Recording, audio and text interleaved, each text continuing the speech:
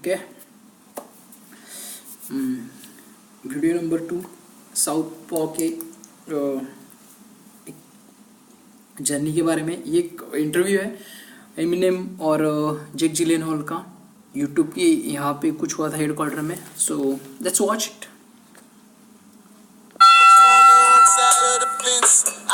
Welcome to the Southpaw Sessions. I'm Joe Levy, a contributing editor at Rolling Stone and also a contributor to magazines like Details, where I wrote this month's Jake Gyllenhaal cover story. The occasion was Southpaw. These gentlemen need no introduction. Jake Gyllenhaal, Eminem, executive producer of the Southpaw soundtrack, and Jake, star of the movie. Let's talk about where this movie started. Kurt Sutter, the creator of Sons of Anarchy, wrote the script originally for you with your life story in mind. And tell me, how'd that script first come to you? The original idea was for me to be in the movie. You know, something that would be similar to my life story, but I don't know, maybe metaphorically through boxing, you know, coming up or something, you know. And the script had been in development for quite some time, and Kurt Sutter got on board. And once we got the script, you know, it was incredible. But and this was in 2010? Yeah, it had been in the works for a while. And by the time the script had got to a place where everybody felt comfortable with it, the timing really just wasn't right for me to be able to do it and to be able to make that commitment. And the story of the movie is the story of Billy Hope, who Jake eventually came on board and portrayed, a southpaw boxer, developed with you in mind. You're a lefty, as you say, and phenomenal. You right with the left. And he loses everything. And what about that? He loses his family, he loses his title. What about that resonated with you? I mean, I love stories like that, you know, comeback stories. That's one of the reasons that it appealed to me, you know, in the first place, was just the idea of it. You know, and based off just me not being able, the fact that I wasn't able to do it, I just felt like this script is so good, like I want to be involved. If I can't be involved in the movie, I want something to do with it, you know. If I can produce music for the soundtrack or whatever happens, I just feel like I want to be involved. And seeing the movie and how Jake did it is just, it's incredible. So I'm super excited just to be a part of it, you know. And what a job that everybody did. Antoine, the way he did it and put it together. Everybody Forrest, everybody who's in this movie is killing their roles. So. And Antoine is Antoine Fuqua, the director. Jake, tell me how you first came to meet with Antoine about this project. I had met with Antoine like 5 years before, and we had like a lunch meeting. It was very Hollywood, and he told me he saw something in me that no one had seen before, and I was like, oh gee, okay. And I thought it was kind of bullshit, to be honest. And then a year, maybe 4 years later, we had another meeting about this, and he said, I told you 5 years ago I saw something in you that, and I want to bring it out of you. And you know, and I was like, oh, that's funny. I thought maybe that was bullshit.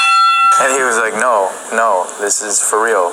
And I read the script, and I thought it was amazing. And I thought the idea of this father-daughter story, which is essentially the thing that really drew me to it, you know, was so moving. And Antoine said to me, you know, I want to shoot these fight sequences like real fights. I want there to be HBO cameramen there filming it. I want Roy Jones Jr. and Jim Lampley there. I want Tony Weeks there as a ref. I want the whole thing to feel real. So, do you know how to box? And I was like, no, but I can learn, you know. And so I, you know, he's like, all right, well, you have to commit. And I said, I'm in. And this was after you had filmed Nightcrawler, so not only do you have to learn how to box, but you had lost quite a bit of weight for that role, so you had to literally rebuild your body. Well, I met Antoine, right before I started shooting Nightcrawler, and I was like, you know, 35 pounds lighter. And I remember being like, oh no, I can play this boxer, you know. I remember thinking that, and just thinking like, how is he ever going to believe that I can play a boxer when I'm just like sitting here all skinny? But yeah, I mean, to me, I just needed a running start. I just needed to ramp up, and I knew if I had a long enough running start, I'd be able to make it.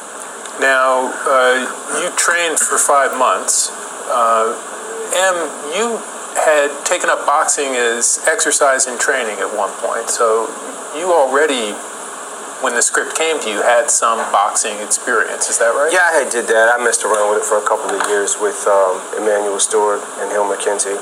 and just they would just come to my house, and we would hit the pads, have sparring sessions. Sometimes Emmanuel would bring some guys from Crunk Gym, and got my ass whipped a couple of times. Did pretty good, but it was all just, it was all for fun and exercise, recreation kind of thing. Have you guys compared training notes and sparring notes at all? Not really yet. Well, let's get into it. That's what this interview is going to be about. No, I mean, the funny thing is I sort of took a little bit of time, like after we finished shooting the movie, and took a break. It was such a hard training, getting ready for it, that you kind of wear yourself out. You understand. You trained for 5 months. You were doing 2 a days, right? Yep. So you were running in the morning, training, breathing and eating, and then training again. Well, breathing was a part of all of that. How long had you been training before you first had a sparring session? Out 2 months, because I was learning the basics. I really didn't know how to I didn't know how to do anything. I thought I knew how to throw a punch, but I really had no idea. That's exact same. Yeah. And when Emmanuel first was teaching me like stances and things like that, and the proper way to throw a punch, just regular fighting is So different. different. It's way different. Regular fighting, you mean punching people on the street? I guess. There's a difference between in it surviving and then street actually the brawl. art. Yeah. What were your training sessions like? How long did they last? Probably about an hour each time. Hour and a half maybe. And the sparring, you said, did good a couple of times, got your ass kicked a couple of times? Yeah, I went for about 2 months, same, before Emmanuel actually got me to spar with somebody. He had a couple of boxers that were really good, and one of them was a contender or whatever.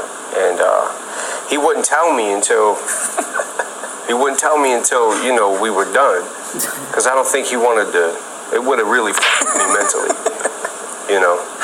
But we would just spar, and I remember, the first time I ever sparred, I ended up getting my gear was on the other side of my head, I'm glad that my neck wasn't still. You just fought a pro. Right. Jake, what was it like for you first sparring? We started body sparring first, so maybe Emmanuel should have tried that first. Yeah, that probably would have been cool. Yeah, but that was how we started. We just started all body sparring, so we were only really allowed to hit, body, which actually is really difficult, to just basically only focus on that, and then also really, really hurts a lot. There were times I think you probably prefer getting knocked out than getting hit with a body shot, and then we progressed as we got closer. We stopped really sparring a lot 6 weeks out because we shot all the fights the first 2.5 weeks. So we started training and trying to get down to weight, because I was at like 190 or something, and it was a light heavyweight, so I was trying to get to 175. So we really were focusing on that and just getting down the choreography, because the choreography is it's a whole other thing. It's not a real fight all the time. It's like you have to remember all these moves. It's like dancing or something. You're like, oh, left hand, right hand, oh, I'm slipping that, and then moving over here. Remembering the angles to the ring and where you're supposed to be and all that. So we spent a lot of time doing choreography the six weeks out. You said Antoine wanted to shoot those fight scenes as though they were real fights, but those shooting days last longer than a real fight. Yes. We're shooting for 12-hour days, 14-hour days, and then we shoot nonstop. We have an hour lunch, but throughout all of it, we shoot. A roll for a camera can last about 20 minutes, so he would just shoot for 20 minutes, and we would just do the round of choreography. Then the bell would ring after 3 minutes. We'd go in, we'd do corner work and a scene in the corner. The HBO guys would film the scene in the corner, and then the bell would ring again, and we'd go back out and we'd do round 2, and then choreography, and then we come back when the bell would ring, we come back and we do the scene again, and then we start to improv over the day. We would take things that really worked in the scene and stuff in combinations, things we felt more comfortable getting closer with, and we would just run those over and over again. We talk. I'm gonna throw two jabs, left hand, right hook. Okay, I'm gonna get hit by the first one, then I'm gonna slip the right hand, and then I'm gonna move it. And you guys were making them up? Yeah. That's crazy. Yeah. And a lot of times you get hit by mistake. Sometimes I'd be talking. Oh, wait, what'd you just start. Right. You'd be like, Yeah. okay, left-handed, oh, bam, oh, right, we're in it.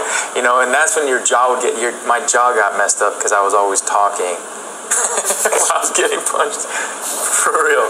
You're executive producer of the soundtrack. When did you first start to see the movie, or did you begin to work on your 2 songs for the soundtrack before you'd even saw the footage? Okay. No, I waited until I saw